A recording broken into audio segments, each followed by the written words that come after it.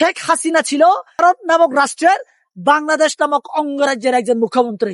শেখ মুজিবকে দখল করেছে আওয়ামী লীগ, জিয়াউর রহমানকে দখল করেছে বিএনপি। এক পক্ষ গালি দিয়ে জিয়াউর রহমানকে, আর এক পক্ষ গালি দেই শেখ মুজিবুর রহমানকে। আমার নামে ইঞ্জিনিয়ার থইনসিং মনসাকের নামে তো মিরাকেল ভাবে একটা উপজেলা হইলো না। মিরাকেলটা বের হবে সেদিন যেদিন সে ক্ষমতার চেয়ার থেকে নামবে।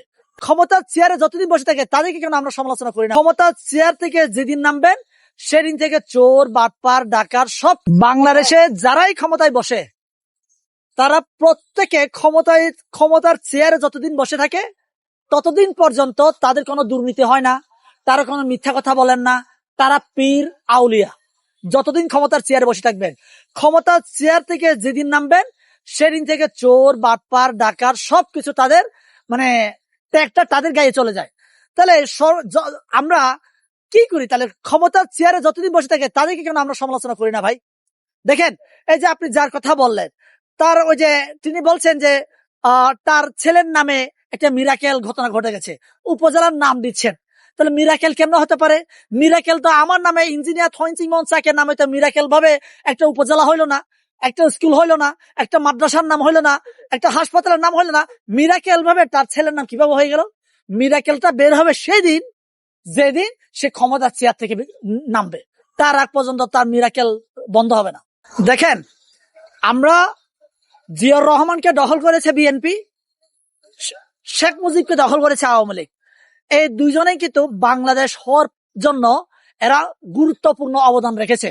এই গুরুত্বপূর্ণ অবদান রাখা দুই ব্যক্তিকে ভারত কিভাবে মেকানিজম করে দুভাগ করেছে দেখেন। আমরা এক পক্ষ গালি দিই জিয়াউর রহমানকে, আর এক পক্ষ গালি দিই শেখ মুজিবুর রহমানকে। এই যে গালি দেওয়ার যে টেন্ডেন্সি, এটা যে আমাদেরকে তৈরি করে দিল, এটা ভারত করে দিয়েছে, যাতে করে আমরা কখনো বাংলাদেশ পন্থী কথাবার্তা না বলি, বাংলাদেশের পক্ষে আমরা কেউ কথা বলতে না পারে। এই যে জয় বাংলা স্লোগান, বাংলাদেশ জিন্দাবাদ, এরকম জয় বাংলা শেখ মুজিবুর রহমানের, বাংলাদেশ জিন্দাবাদ জিয়াউর রহমানের। তাহলে এই যে মনে করেন আমাদের যে বিতর্ক, এই বিতর্ক থেকে বের হইতে গেলে এই যে আপনারা যে বারবার বলছেন, যে আমরা যে বারবার প্রশ্ন তুলছি যে এই সরকারগুলা কি করছে, যে আমরা বারে বারে ভারতের লেসপেন্সারি করছি, আমরা বারে বারে ভারতের অঙ্গরাজ্য হওয়ার জন্য কাজ করছি। এই যে আপনার পশ্চিমবঙ্গ বা কলকাতা কেন এতদিন পর্যন্ত বাংলাদেশের বিরুদ্ধে বা পুশিন কাজ করে নাই? কারণ শেখ হাসিনা ছিল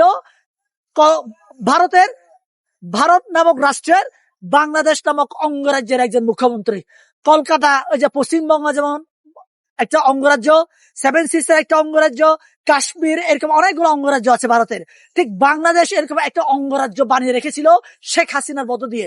সে অঙ্গরাজ্যের মুখ্যমন্ত্রী ছিল শেখ হাসিনা। এখন আমাদের বর্তমান যে বাংলাদেশের সরকার আছে, সেই সরকারও কি সেই মুখ্যমন্ত্রী হওয়ার পথে হাঁটছে কিনা, এটা আমাদের সকলের কনসার্নে থাকতে হবে। কেন এই সরকার কিন্তু আপনার এই বাংলাদেশের 60,000 বিজেপি মোতায়েন করেছে। এই 60,000 বিজেপি মোতায়েন বাংলাদেশের ইতিহাসে বিগত 54 বছর এর কোন সরকার কিন্তু বিজেপি মোতায়েন করে নাই। তাহলে এই মোতায়েনের মধ্য দিয়ে আমাদের যে সন্দেহ ছিল, এই সন্দেহটা দূর হয়েছে যে বিএনপি সরকার কিংবা বর্তমান সরকার যে ভারতপন্থী সরকার না। কিন্তু কিছু কিছু কার্যক্রমে আমাদের মনে আবার সন্দেহ তৈরি হয়েছে।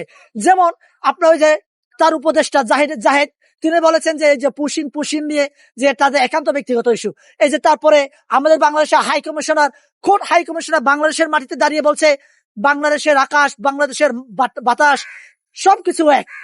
তারপরে ওদের দেশে 140 কোটি আছে, বাংলাদেশের 20 কোটি আছে, আমরা 160 কোটি মানুষ, আমরা একসাথে মিলেমিশে সবকিছু করতে পারে। এই যে এগুলো বিতর্কিত কথা বলা, এগুলো কাউন্টার না দেওয়ার মধ্য দিয়ে বিএনপি সরকারের দিকে মানুষ আবার প্রশ্ন উঠছে যে এই সরকার কি আবার দুমুখ সাপের মতো কাজ করছে কিনা। সকল বিষয় নিয়ে এই কাজগুলো যদি এই সরকার যদি বিবৃতি দেয় এবং মানে ভারতের বিরুদ্ধে যদি অবস্থান নেয়, তাহলে এই সরকারকে আমি মনে করি এই সরকার হবে বিগত 55 বছরের সবচেয়ে ভালো সরকার।